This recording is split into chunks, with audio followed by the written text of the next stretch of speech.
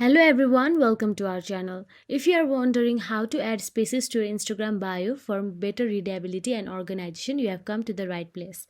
In today's video, we will show you how to edit your Instagram bio and incorporate spaces. Let's get started. First thing first, open the Instagram app on your mobile device. Tap on your profile picture or username located in the bottom navigation bar to access your profile. On your profile page, locate the edit profile button and tap on it. This will allow you to make changes to your bio and other profile details.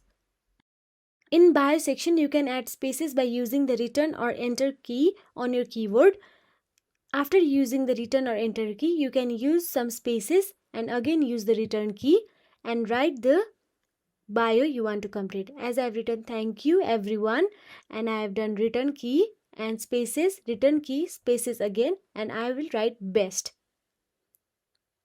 And just go done and go back to your profile and check your bio, and that is it. By following these steps, you can edit your Instagram bio and add spaces. If you found it useful, don't forget to like, share and subscribe to our channel. Thank you for watching.